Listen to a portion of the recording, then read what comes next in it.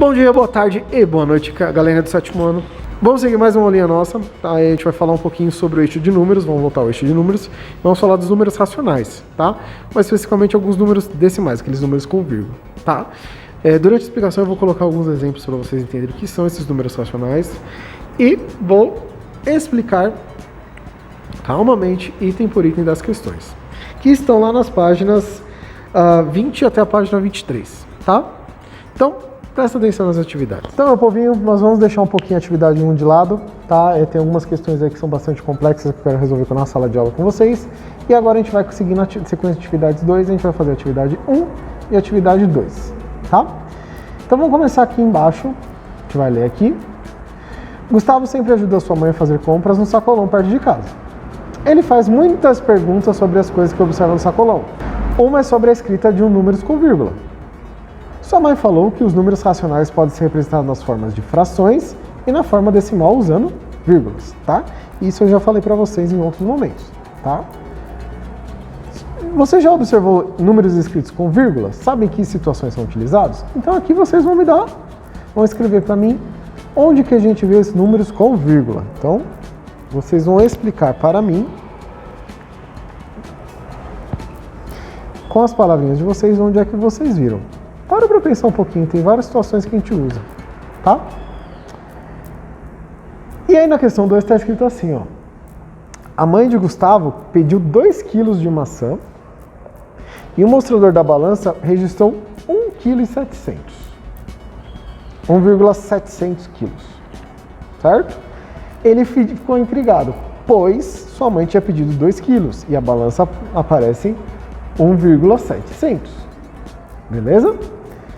Quanto falta para o pedido da mãe Gustavo ser atendido? Então aqui vocês vão pensar um pouquinho, quanto falta dos 1,700 para chegar nos 2 quilos, tá? Isso é coisa que a gente sempre vê no mercado, é uma coisa bem simples de a gente fazer, tá? Então respondam com calma, façam uma análise aqui bonitinha dessa questão, certo? E aí na atividade 2, vamos seguir aqui. No sábado, Gustavo e Laís foram a um parque de diversões com seus colegas de escola. Nesse parque havia restrição em alguns brinquedos.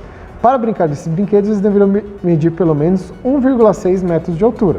Gustavo mede 1,58 e seu colega 1,62. Qual dos dois podem entrar? Aí é que vocês vão pensar. Qual que pode passar dos... Lembre-se que é 1,60 m. Qual que pode entrar, quem pode entrar e quem não pode. Então tem que me dizer qual e por quê, tá? Então, por quê? Certo? Então tem que ler e interpretar. Lembrando que, ó, a dica, 1,6 é a mesma coisa que 1,60. Então verifica qual dessas alturas aqui é menor que não pode entrar e qual é maior que pode entrar. Certo? Virando agora então, nós vamos até a página 22 e aí vamos aqui em cima falar ainda sobre o mesmo tema, tá? Quanto Gustavo tem que crescer para poder usar esse brinquedo? Registre esse valor em metros e em centímetros, tá? Então lembrando, quanto que falta? Lembrando que o brinquedo ele tem que ter 1,6 m ou 1,60 m. E o Gustavo tem 1,58. Quantos centímetros faltam e quantos metros faltam? Tá? Então tem que ser em metro e centímetro. Quanto falta do 1,58 para chegar no 1,60 m? Aí você coloca aqui em metros. Isso daqui em metros vale quantos centímetros? É bem parecido, né? Compare os números racionais utilizados nos problemas dos itens 1 e 2 e explique como você fez para saber qual é o maior deles. Então aqui, gente, vocês vão colocar para mim quais são os números, comparar, ou seja, qual que é o maior. Então, qual que é o maior dos números? Lembrando que nós temos lá o número, a altura do Gustavo, temos a altura do amigo dele, temos a altura do brinquedo, tá? Então aqui vocês vão colocar para mim a ordem correta e vai me explicar como é que você sabe qual que é maior. Beleza? Tem que explicar também. E aí, no domingo, os dois colegas foram para a apresentação de teatro para toda a escola.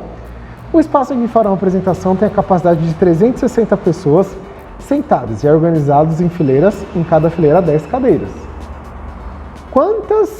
Ajude ela a determinar quantas fileiras há no teatro para acomodar os convidados. Então lembre-se que são 360 cadeiras que vão ser separadas em fileiras com 10. Certo? Aqui a gente tem uma ideia de repartir, que é aquela operaçãozinha que vocês mais odeiam. E aí na página 23, o Gustavo procurou em seu armário roupas para ir ao teatro. Ele tinha 8 bermudas, 6 camisetas e 3 pares de tênis. Quantas combinações formadas por uma bermuda, uma camiseta e um tênis podemos fazer? Tá? Então aqui a gente tem combinação. Eu vou pegar um desse e um desse. E aí vocês vão me dizer como eles vão determinar. Então pensa só.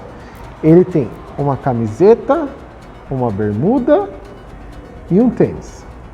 Aí ele vai com a mesma camiseta, a mesma bermuda com o segundo tênis. A mesma camiseta, a mesma bermuda e o terceiro tênis. Aí ele troca a mesma camiseta, a outra bermuda e um primeiro tênis. Então vocês vão ter que descobrir quais são as combinações possíveis. Vocês podem fazer pela árvore de combinação ou então fazendo uma multiplicaçãozinha, molezinha, certo? Olha a dica. Então agora, depois dessa explicação maravilhosa, vocês deverão me entregar então as fotinhos das atividades, tá? Me enviem, tirem as dúvidas, conversem comigo, tirem todas as dúvidas que vocês tiverem, falem comigo, me digam o que vocês precisam para poder ajudar vocês, tá bom? Forte abraço, até a próxima aula.